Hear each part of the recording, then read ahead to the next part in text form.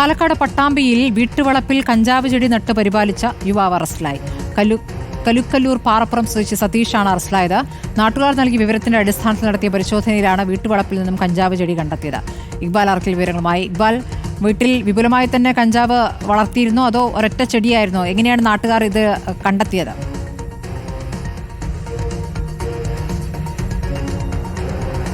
പ്രതി ഇന്നലെയാണ് ഈ സംഭവം നടക്കുന്നത്. പാലക്കാട് പട്ടാമ്പി കുലുക്കല്ലൂർ വണ്ടുംതറയിൽ വെച്ചാണ് ഈ സംഭവം. കുലുക്കല്ലൂർ സ്വദേശിയായിട്ടുള്ള സതീഷ് വീട്ടുവളപ്പിൽ കഞ്ചാവ് ചെടി നട്ടു വളർത്തുകയായിരുന്നു.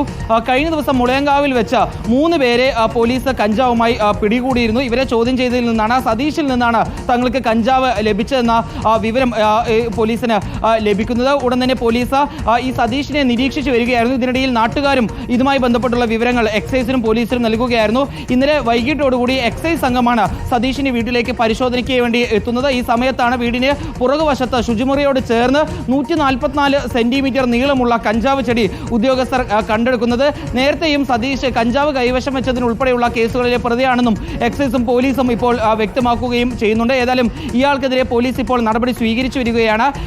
144 സെന്റിമീറ്റർ ഉയരം വരെയുള്ള കഞ്ചാവ് ചെടിയാണ് ഈ വീടിന് പുറകുവശത്തായി ഈ ശുചിമുറിയോട് ചേർന്ന് ഇയാൾ നട്ടു വളർത്തി പരിപാലിച്ചു വന്നിരുന്നത്.